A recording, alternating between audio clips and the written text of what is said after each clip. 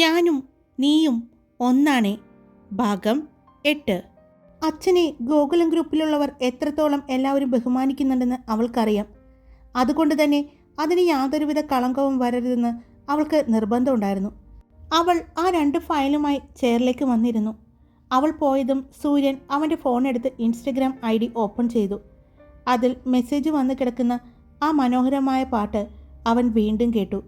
അവൻ്റെ ചുണ്ടിൽ ചെറിയൊരു പുഞ്ചിരി വിടർന്നു. പാതിമാഞ്ഞ മണ്ണിൽ പതുക്കെ പെയ്തൊഴിഞ്ഞ മഴയിൽ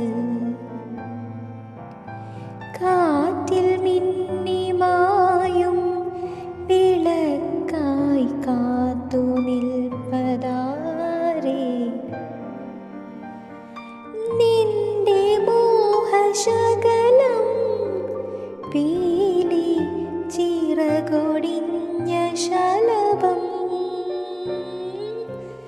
നിന്റെ മോഹശകലം പീലി ചിറകൊടിഞ്ഞ ശലഭം മനസ്സിൽ മെനഞ്ഞ മഴവില്ലുമായ്ക്കുമൊരു പാവം കണ്ണീർ മുകിലായി നീ. കുറേ സമയം കഴിഞ്ഞതും അവനെ അന്വേഷിച്ച് അങ്ങോട്ട് ആർച്ച വന്നു. നീ എന്താ ഇവിടെ? അവൻ ചോദിച്ചു. എടാ, ഞാനിന്ന് FM-ൽ നിന്ന് വരുന്ന വഴിയാണ്. നീ ഫ്രീ ആണോ? ആർച്ച ചോദിച്ചു. ഇല്ല, എനിക്ക് കുറച്ച് തിരക്കുണ്ട്. അപ്പോഴാണ് ക്യാബിൻ ഡോർ മുട്ടുന്ന ശബ്ദം കേട്ടത്. സൂര്യൻ അകത്തേക്ക് വരാൻ അനുവാദം കൊടുത്തതും അത് മാനസിയായിരുന്നു. സർ, മീറ്റിങ്ങിന് എല്ലാവരും റെഡിയായിരിക്കുന്നു. അവൾ അകത്തേക്ക് കയറിയതും പറഞ്ഞു. അതെയോ, ഞാൻ വരാം എന്ന് പറഞ്ഞ് അവൻ അവിടെ നിന്നും എഴുന്നേറ്റു. എന്നാൽ മാനസിയെ അവിടെ കണ്ട ആർച്ചയ്ക്ക് ദേഷ്യമായിരുന്നു. താൻ സംസാരിക്കാൻ വേണ്ടി വന്നതാണ് സൂര്യനോട്. ആ സമയം തന്നെ അവൾ വിളിച്ചു കൊണ്ടുപോകാൻ വന്നതിൽ അവൾക്ക് വല്ലാത്ത ദേഷ്യമുണ്ടായിരുന്നു. അവൾ മാനസിയെ ദേഷ്യത്തിൽ നോക്കി. എന്നാൽ മാനസി അവളുടെ മുഖത്തേക്ക് നോക്കാൻ പോയില്ല. അവൾ സൂര്യൻ്റെ പുറകെ പോയി. ഡോറിനടുത്ത് ചെന്നതും സൂര്യൻ തിരിഞ്ഞു നിന്ന്. നീ പൊയ്ക്കോ, എനിക്ക് മീറ്റിംഗ് ഉണ്ട്. കഴിഞ്ഞു വരാൻ എന്തായാലും സമയമെടുക്കും. നീ വെയിറ്റ് ചെയ്യണ്ട, സൂര്യൻ പറഞ്ഞു. കുഴപ്പമില്ല സൂര്യ, ഞാൻ എന്തായാലും ഫ്രീ ആണ്. ഞാൻ എവിടെ ഉണ്ടാകും. നീ പോയിട്ട് വാ, ആർച്ച പറഞ്ഞു. ഞാൻ പറഞ്ഞു, ഇനി നിന്റെ ഇഷ്ടം എന്ന് പറഞ്ഞ് സൂര്യൻ അവിടെ നിന്നും വേഗം പോയി. എന്നാൽ അവിടെ കോൺഫറൻസ് റൂമിൽ എല്ലാവരും കൂടിയിട്ടുണ്ടായിരുന്നു. RK ഗ്രൂപ്പും ഗോകുല ഗ്രൂപ്പും തമ്മിലുള്ള വില്ല പ്രൊജക്റ്റിൻ്റെ പ്രശ്നങ്ങളും ഇത്രയും സമയമായിട്ടും അവർ എക്സ്പ്ലനേഷൻ ഒന്നും തന്നിട്ടില്ല എന്നും അതുകൊണ്ട് ഒരു ദിവസം കൂടി നമ്മൾ നോക്കുമെന്നും ഇല്ലെങ്കിൽ RK ഗ്രൂപ്പിന് ഇതുവരെയുള്ള അവർ ചെലവഴിച്ച എമൗണ്ട് അതിൽ കുറച്ച് തുകയും കൂടി കൊടുത്ത് അവരെ ഈ പ്രോജക്റ്റിൽ നിന്നും ഒഴിവാക്കുമെന്നും സൂര്യൻ പറഞ്ഞു. മീറ്റിങ്ങിന് ദത്തനും അവിടെയുണ്ടായിരുന്നു. ഈ മീറ്റിംഗ് അറേഞ്ച് ചെയ്തത് പോലും പുതിയ ഇൻറ്റീരിയർ ഡിസൈൻ ടീമിനെ പരിചയപ്പെടുത്താനും അവർക്ക് വേണ്ട സഹായങ്ങൾ ചെയ്തു കൊടുക്കണം എന്നും പറയാനും വേണ്ടിയായിരുന്നു. പുതിയ വില്ലകളുടെ എല്ലാ വർക്കുകളും കഴിഞ്ഞതായും അവൻ അതിൻ്റെ ഡീറ്റെയിൽസും മറ്റും പറഞ്ഞു. ആ മീറ്റിങ്ങിൽ മെയിനായിട്ടുള്ള ഓരോ സെക്ഷനിലെ ഹെഡും ഇൻറ്റീരിയർ ടീമിൻ്റെ 15 അംഗങ്ങളും പിന്നെ മയൂരിയും ആയിരുന്നു പങ്കെടുത്തത്. എല്ലാവരും അവൾക്കും അവളുടെ ടീമിനും വേണ്ട എല്ലാ സപ്പോർട്ടും നൽകാമെന്നും ഇത്രയും വലിയ ഒരു വില്ല പ്രൊജക്റ്റിൻ്റെ ഭാഗമായതിന് അവളെ എല്ലാവരും അഭിനന്ദിക്കുകയും ചെയ്തു. മീറ്റിംഗ് കഴിഞ്ഞതും സൂര്യൻ അവൻ്റെ ക്യാബിനിലേക്ക് പോകാതെ അവൻ നേരെ താഴേക്കാണ് പോയത്. സർ, ക്യാബിനിൽ ആർച്ച മേഡം കാത്തിരിക്കുന്നുണ്ട്, മാനസി പറഞ്ഞു. എനിക്ക് അത്യാവശ്യമായിട്ട് മറ്റൊരു സ്ഥലം വരെ പോകാനുണ്ട്. ഞാൻ അവളെ വിളിച്ചു പറഞ്ഞോളാം എന്ന് പറഞ്ഞുകൊണ്ട് സൂര്യൻ ഫോൺ എടുത്ത് പോകുന്ന വഴിക്ക് തന്നെ ആർച്ചയെ വിളിച്ചു. ആർച്ച, ഞാനിപ്പോൾ ഓഫീസിൽ നിന്ന് പുറത്തേക്ക് പോവുകയാണ്. എനിക്ക് അത്യാവശ്യമായിട്ട് ഒരാളെ കാണാനുണ്ട്. നീ വേഗം വീട്ടിലേക്ക് പോയിക്കോ. ഞാനിനി ഓഫീസിലേക്ക് തിരിച്ചു വരില്ല, സൂര്യൻ പറഞ്ഞു. അത് കേട്ടതും ആർച്ചയ്ക്ക് ദേഷ്യമായി. സൂര്യൻ, ഞാൻ നിന്നെ കാത്ത് ഇത്രയും നേരം ഇവിടെ ഇരുന്നതല്ലേ, എന്നിട്ട് എന്നെ കാണാതെ പോകുന്നത് മോശമല്ലേ സൂര്യൻ? അവൾ പറഞ്ഞു. ഞാൻ നിന്നോട് പറഞ്ഞിരുന്നു എന്നെ കാത്തിരിക്കണ്ട എന്ന്. എനിക്ക് അത്യാവശ്യമായിട്ട് ഒരാളെ കാണാൻ പോകണമെന്നും അവരെന്നെ വെയിറ്റ് ചെയ്തുകൊണ്ടിരിക്കുകയാണെന്നും ഞാൻ നിന്നോട് പറഞ്ഞിരുന്നു. അതുകൊണ്ടാണ് ഞാൻ പറഞ്ഞത് നിന്നോട് പൊയ്ക്കോളാൻ. നമുക്ക് പിന്നെ കാണാം എന്ന് പറഞ്ഞ് സൂര്യൻ ഫോൺ കട്ട് ചെയ്തു. ആർച്ച അവൻ്റെ ക്യാബിനിലൂടെ വിൻഡോ വഴി താഴേക്ക് നോക്കിയപ്പോൾ കണ്ടു കാറിലേക്ക് കയറുന്ന സൂര്യനെയും അതിൻ്റെ കൂടെ കയറുന്ന മാനസിയെയും. അതുകൂടി കണ്ടതും ആർച്ചയ്ക്ക് ദേഷ്യമായി. അവൾ വേഗം ക്യാബിൻ ഡോർ തുറന്ന് പുറത്തേക്ക് ഇറങ്ങിയതും അവൾ മയൂരിയുമായി കൂട്ടിയിടിച്ചു. പെട്ടെന്നായതുകൊണ്ട് അവൾ പിന്നിലേക്ക് പോയി. അവളുടെ കയ്യിലുണ്ടായിരുന്ന ഫയലുകളെല്ലാം താഴേക്ക് പോയി. ആ റൂമിൽ നിന്നും ഒരാൾ ഇറങ്ങി വരുമെന്ന് മയൂരി ഒട്ടും പ്രതീക്ഷിച്ചില്ല. എവിടെ നോക്കിയടി നടക്കുന്നത്? ആർച്ച ദേഷ്യത്തോടെ ചോദിച്ചു. അത് കേട്ടതും മുഖമുയർത്തി അവളെ നോക്കി. മേഡം, മേഡം ആണ് എന്നെ വന്ന് ഇടിച്ചത്, അവൾ പറഞ്ഞു. നോക്കി നടക്കണം, അല്ലാതെ മാനത്ത് നോക്കിയല്ല നടക്കേണ്ടത്. അങ്ങനെ നടന്നാ ഇങ്ങനെ ഉണ്ടാകും എന്ന് പറഞ്ഞ് അവൾ ദേഷ്യത്തിൽ പോകുന്നത് കണ്ടതും മയൂരി താഴേക്ക് നോക്കി. അവളെ നോക്കി അപ്പോഴാണ് അങ്ങോട്ട് ഭവ്യ വന്നത്. നീ ആ രാജധാനി എക്സ്പ്രസ്സിന് തലവെച്ച് കൊടുക്കാൻ വേണ്ടി പോയതാണോ? ഭവ്യ ചോദിച്ചു. ഞാനൊന്നും കണ്ടില്ല, പെട്ടെന്ന് അവിടെ നിന്നും ഓടി വന്നിട്ടാണ്. എന്നിട്ട് സോറി പറഞ്ഞതില്ല, എന്നെ കുറെ ചീത്തയും പറഞ്ഞുകൊണ്ട് പോയി. അത് നിനക്ക് മനസ്സിലായില്ലേ? സൂര്യൻ സാറിനെ കാത്ത് ഇത്ര നേരം ക്യാബിലുണ്ടായിരുന്നു. സൂര്യൻ സാറാണെങ്കിൽ നേരെ താഴേക്ക് പോയി മീറ്റിംഗ് കഴിഞ്ഞതും. സൂര്യൻ സാർ പോയ ദേഷ്യത്തിന് പുറത്തേക്ക് വന്നപ്പോഴാ നീയുമായി ഇടിക്കുന്നത്. ആ ദേഷ്യം നിന്നോട് തീർത്തു എന്ന് മാത്രം കരുതിയാൽ മതി എന്ന് പറഞ്ഞ് അവളെയും കൊണ്ട് അവിടെ നിന്നും പോയി. മയൂരി അവൾക്കും അവളുടെ ടീമിനും ഉണ്ടായിരുന്ന ക്യാബിനിലേക്കാണ് പോയത്. അവിടെ മെയിനായിട്ട് വലിയൊരു ടേബിളും ചെയറും ഇട്ടിരിക്കുന്നു. അതിൽ മയൂരിക്ക് ഇരിക്കാനാണ് സൗകര്യം ചെയ്തു കൊടുത്തിരിക്കുന്നത്. ബാക്കി 15 പേർക്കും ഇരിക്കാനായിട്ട് യു ഷേപ്പിലുള്ള ടേബിളും അതിന് ചുറ്റും ചെയറും ഇട്ടിട്ടുണ്ട്. എല്ലാവരും അവരവരുടെ ജോലിയിലേക്ക് തിരിഞ്ഞു. അതിനു മുമ്പ് എല്ലാവരുമായിട്ട് സംസാരിക്കണം എന്ന് പറഞ്ഞതുകൊണ്ട് മയൂരി ഓരോ വില്ലകളുടെയും ഉടമസ്ഥനെ കോൺടാക്ട് ചെയ്യാൻ ശ്രമിച്ചുകൊണ്ടിരുന്നു. ഓരോ വില്ലകളുടെയും ഉടമസ്ഥനും അവരുടെ വില്ലകളും ഏതാണെന്നും അവൾ ആദ്യം തന്നെ നോട്ട് ചെയ്തു. പിന്നീട് അതൊന്ന് ചെന്ന് കാണാൻ വേണ്ടി തീരുമാനിച്ചു. അതിനായി അവൾ അച്ഛനോട് അനുവാദം ചോദിച്ചു. അച്ഛൻ അനുവാദം കൊടുക്കുകയും ചെയ്തു. അവൾ ഭക്ഷണം കഴിച്ചു കഴിഞ്ഞിട്ട് പോകാമെന്ന് തീരുമാനിച്ചു. അങ്ങനെ ഉച്ചയ്ക്ക് എന്നത്തെയും പോലെ അച്ഛൻ്റെ ഒപ്പം തന്നെ ഭക്ഷണം കഴിച്ചു. അവൾ അച്ഛനോട് യാത്ര പറഞ്ഞു. ഭവ്യയും ശ്രീരാഗും കെവിനും ഒരുമിച്ച് പോയി. അവർ ചെന്ന് നിന്നത് വലിയൊരു ഗേറ്റിനടുത്തേക്കാണ്. അവിടെ ഗോകുലം വില്ലാസ് എന്ന് എഴുതി വച്ചിരിക്കുന്നു. ആ ആർച്ചിനടുത്ത് തന്നെ സെക്യൂരിറ്റി റൂമും ഉണ്ട്. സെക്യൂരിറ്റി റൂമിലേക്ക് ചെന്ന് ശ്രീരാഗ് കാര്യം പറഞ്ഞതും ഗേറ്റ് തുറന്നു. അവരുടെ വണ്ടി അതിലൂടെ പോകുമ്പോൾ എല്ലാവരുടെയും കണ്ണുകൾ അത്ഭുതത്തോടെ നോക്കുകയായിരുന്നു. മനോഹരമായി പണി കഴിപ്പിച്ച 25ഓളം വില്ലകൾ. അതിൻ്റെ ഗാർഡൻ വർക്ക് നടക്കുകയാണ്. ഇപ്പോൾ തന്നെ കാണാൻ നല്ല ഭംഗിയുണ്ട്. ഇനി ഗാർഡൻ വർക്കും കൂടി കഴിഞ്ഞു കഴിയുമ്പോൾ അത് വളരെ ഭംഗിയുണ്ടാകും എന്ന് അവൾക്ക് തോന്നി. അവരെല്ലാവരും അവിടെ ഇറങ്ങി പതിയെ നടന്നു തുടങ്ങി. ആദ്യത്തെ വില്ല മുതൽ അവർ കണ്ടു തുടങ്ങി. ഓരോ വില്ലകളും കയറി. ശ്രീരാഗ് അതിൻ്റെയെല്ലാം വീഡിയോസും എടുത്തു. അതെ, ഇന്ന് 25 വില്ലകളും കയറി ഇറങ്ങി നോക്കാൻ പറ്റില്ല. അതുകൊണ്ട് ഇന്ന് 2-3 വില്ലകൾ മാത്രം നോക്കിയാൽ മതി. എന്നാലേ അത് മൈൻഡിലിരിക്കൂ, കെവിൻ പറഞ്ഞു. എനിക്ക് തോന്നുന്നു നമുക്ക് ആദ്യം ഈ 5 വില്ലകളും ഒന്ന് നോക്കാം. അതിലെ ആളുകളെ വിളിച്ച് സംസാരിക്കാം. അവരുടെ അഭിപ്രായങ്ങളെല്ലാം മാനിച്ച് വർക്ക് തുടങ്ങാം. 5 വില്ലകളുടെയും വർക്ക് കഴിഞ്ഞിട്ട് അടുത്തതെടുക്കാം. അങ്ങനെയായിരിക്കും നല്ലതെന്ന് തോന്നുന്നു, കെവിൻ പറഞ്ഞു. അല്ല കെവിൻ, നമുക്ക് ശരിക്കും പറഞ്ഞാൽ ഈ 25 വില്ലകളുടെയും 24 വില്ല പ്രൊജക്റ്റുകളുടെയും ഇൻറ്റീരിയൽ വർക്ക് ഐറ്റംസ് ഒരുമിച്ച് എടുക്കുന്നതായിരിക്കും ലാഭം. ഒരുമിച്ച് എടുക്കുമ്പോൾ വ്യത്യസ്തമായ രീതിയിൽ അറേഞ്ച് ചെയ്യുന്നതായിരിക്കും നല്ലതെന്ന് എനിക്ക് തോന്നുന്നു. ബൾക്കായിട്ട് നമ്മൾ ഓരോ സാധനങ്ങൾ എടുക്കുമ്പോൾ നമുക്ക് അതിൻ്റേതായ പ്രോഫിറ്റും കിട്ടും. അത് കമ്പനിക്ക് നല്ലതല്ലേ? നമ്മൾ കമ്പനിക്ക് ലാഭം ഉണ്ടാക്കുന്ന കാര്യങ്ങളല്ലേ ചെയ്യേണ്ടത്, മയൂരി പറഞ്ഞു. അത് പറഞ്ഞത് ശരിയാണ്. അങ്ങനെയാണെങ്കിൽ ഒരു കാര്യം ചെയ്യാം. നമുക്ക് ഈ 24 വില്ലകളും ആദ്യം ഒന്ന് നോക്കാം. എന്നിട്ട് ഉടമസ്ഥനെ വിളിച്ച് അവരുടെ ഐഡിയാസും മറ്റും കേട്ടിട്ട് നമുക്ക് വർക്ക് തുടങ്ങാം, ഭവ്യയും പറഞ്ഞു. എന്നാൽ ശരി, എന്തായാലും ഇന്ന് ഒറ്റ ദിവസം കൊണ്ട് ഇതെല്ലാം തീരില്ല. അതുകൊണ്ട് ഇന്ന് മാക്സിമം കവർ ചെയ്യാം. അങ്ങനെ കവർ ചെയ്ത് തീർക്കാനേ പറ്റൂ, ശ്രീരാഗ് പറഞ്ഞു. അച്ഛനോട് വൈകിട്ട് അങ്ങോട്ട് വരാൻ അവൾ വിളിച്ചു പറഞ്ഞതുകൊണ്ട് ദത്തൻ ഓഫീസ് വിട്ട് നേരെ അങ്ങോട്ട് വന്നു. അവർ വന്ന കാറിൽ തിരിച്ച് ബാക്കി 3 പേരും ഓഫീസിലേക്ക് പോയി. അവരുടെ വണ്ടിയും ബാഗും മറ്റും അവിടെയായിരുന്നു. ഇറങ്ങുന്നതിന് മുമ്പ് മയൂരിയുടെ ബാഗും എടുത്തിട്ടാണ് ദത്തൻ വന്നത്. മയൂരി അച്ഛനെയും ആ വില്ല ഒന്ന് ജസ്റ്റ് കാണിച്ചു കൊടുത്തു. അച്ഛൻ്റെ അഭിപ്രായങ്ങളും അവളുടെ അഭിപ്രായങ്ങളും അവർ 2 പേരും ഡിസ്കസ് ചെയ്തു.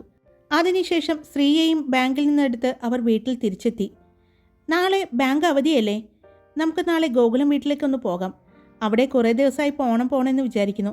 സമയം കിട്ടാത്തത് കൊണ്ടാണ്. അതുമാത്രമല്ല, അമർനാഥ് സാറ് കാണണമെന്ന് പറഞ്ഞിട്ടുണ്ട്. മക്കളെയും കണ്ടിട്ടില്ലല്ലോ. അപ്പോൾ നമുക്കൊന്ന് പോയി കാണാം, എല്ലാവർക്കും കൂടി, ദത്തൻ പറഞ്ഞു.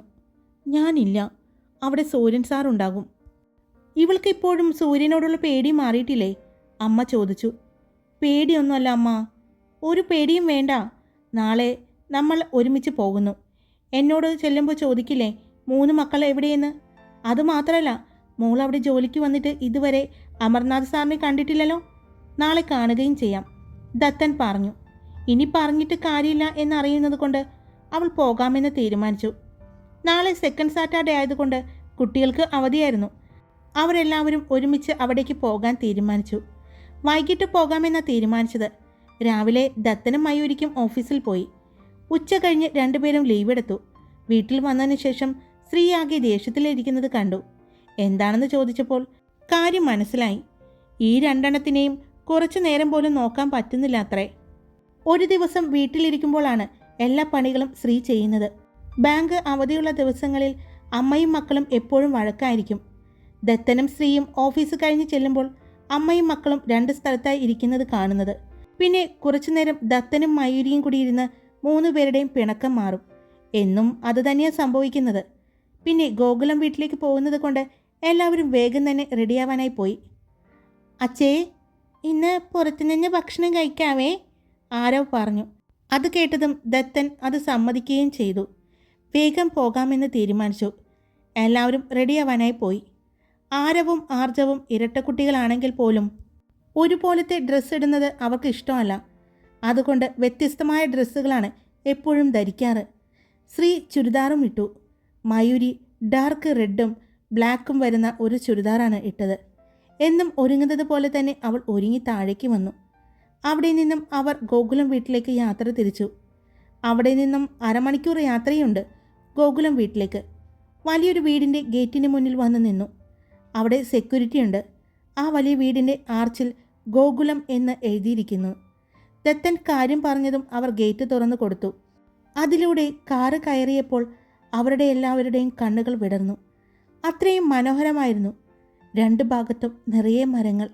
അതിനിടയിലൂടെയുള്ള വഴി. ആ വഴി ചെന്ന് നിൽക്കുന്നത് വലിയൊരു വീടിന് മുന്നിലാണ്. ആ വീടിൻ്റെ സൈഡിലുള്ള കാർ പോർച്ചിലായി പലതരം ആഡംബര വാഹനങ്ങൾ നിരന്ന് കിടക്കുന്നു. അതുകൂടാതെ ഒരു പോലീസ് വണ്ടിയും കിടക്കുന്നുണ്ട്. അച്ഛേ, പോലീസ്! അത് കണ്ടതും ആരവും ആർജവും പറഞ്ഞു. 2 പേർക്കും ചെറിയൊരു പേടി തോന്നി. അത് ഇവിടുത്തെ സാറിൻ്റെയാണ്, ദത്തൻ പറഞ്ഞു. ഒരു സൈഡിലേക്ക് ദത്തൻ വണ്ടി ഒതുക്കിയിട്ടു. അവരെല്ലാവരും ഇറങ്ങി. അവർ ഇറങ്ങിയതും പുറത്ത് കളിക്കുന്ന 3 കുട്ടികളെ കണ്ടു. ഇവരെ കണ്ടതും അവർ 3 പേരും അടുത്തേക്ക് വന്നു. ആരാ? അതിൽ ഒരു കുട്ടി ചോദിച്ചു. ചോദ്യം കേട്ടതും ദത്തനും മയൂരിയും ശ്രീയും പരസ്പരം നോക്കി ചിരിച്ചു. ഞാൻ നിങ്ങളുടെ മുത്തച്ഛനെ കാണാൻ വന്നതാ, ദത്തൻ പറഞ്ഞു. അപ്പോയിൻമെൻറ്റ് എടുത്തിട്ടുണ്ടോ? ഒരു കുട്ടി ചോദിച്ചു. അയ്യോ, എടുത്തിട്ടില്ലല്ലോ, ദത്തൻ പുഞ്ചിരിച്ചുകൊണ്ട് തന്നെ പറഞ്ഞു. എന്നാൽ പിന്നെ മുത്തച്ഛനെ കാണാൻ പറ്റില്ല, പോയിക്കോട്ടോ, പോയിട്ട് നാളെ വാ. അയ്യോ, നാളെ അല്ലാട്ടോ, അപ്പോയിൻമെൻറ്റ് എടുത്തിട്ട് വാ, മറ്റൊരു കുട്ടി പറഞ്ഞു. അപ്പോഴേക്കും ഒരാൾ പുറത്തേക്ക് ഇറങ്ങി വന്നു. അയാൾ അവരുടെ അടുത്ത് വന്നതും മുറ്റത്ത് മറ്റൊരു കാർ വന്ന് നിന്നു. കാർ കണ്ടതും എല്ലാവരും അങ്ങോട്ട് നോക്കി. 3 കുട്ടികളും വേഗം കാറിനടുത്തേക്ക് എത്തി. ചെറിയച്ചാ എന്ന് വിളിച്ച് ഓടിച്ചെല്ലുന്നത്. അപ്പോഴേക്കും കാറിൽ നിന്നും ഇറങ്ങുന്ന സൂര്യനെ എല്ലാവരും കണ്ടു. ദത്തനെ കണ്ടതും സൂര്യൻ ചിരിച്ചുകൊണ്ട് കാറിൽ നിന്നും ഇറങ്ങി. അപ്പോഴേക്കും 3 കുട്ടിപ്പട്ടാളങ്ങളും അവനെ ചുറ്റിപ്പിടിച്ചിരുന്നു. കയ്യിലുണ്ടായിരുന്ന ഒരു കവർ അവൻ അവർക്ക് നേരെ കൊടുത്തു. അപ്പോഴാണ് ദത്തൻ്റെ അടുത്ത് നിൽക്കുന്ന 2 കുട്ടികളെ അവൻ കാണുന്നത്.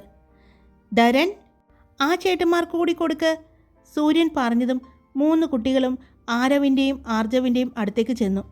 ആ കവറിൽ നിന്നും വലിയൊരു ചോക്ലേറ്റ് 2 എടുത്ത് അവർക്ക് നേരെ നീട്ടി. അവർ അത് കണ്ട് മയൂരിയെയും ദത്തനെയും ശ്രീയെയും നോക്കി. വാങ്ങിച്ചോ, ദത്തൻ പറഞ്ഞതും അവർ വാങ്ങി. അപ്പോഴേക്കും സൂര്യൻ അവരുടെ അടുത്ത് എത്തിയിരുന്നു. ഇവിടെ തന്നെ നിൽക്കുന്നെന്താ, അകത്തേക്ക് കയറി വാ, സൂര്യൻ പറഞ്ഞു. അപ്പോയിൻമെൻറ്റ് ലെറ്റർ ഇല്ലാതെ ഞങ്ങൾക്ക് മുത്തച്ഛനെ കാണാൻ പറ്റില്ല എന്നാണ് ഇവർ പറയുന്നത്, ദത്തൻ പറഞ്ഞു. അതെയോ, അപ്പോയിൻമെൻറ്റ് നേരത്തെ എടുത്തിട്ടുണ്ട് ഇവർ കേട്ടോ, സൂര്യൻ കുട്ടികളെ നോക്കി പറഞ്ഞു.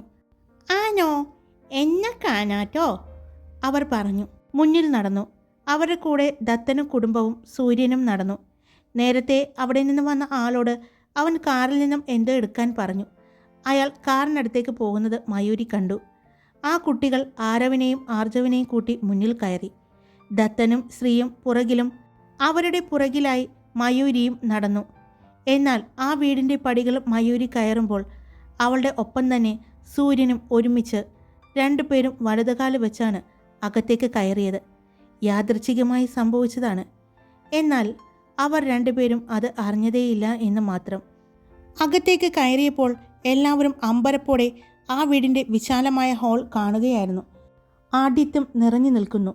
പഴമ നിലനിർത്തി എന്നാൽ പുതുമയും കൊണ്ടുവന്ന് ചെയ്തിരിക്കുന്ന ഇൻറ്റീരിയർ ഡിസൈൻസ് നോക്കുകയായിരുന്നു മയൂരി.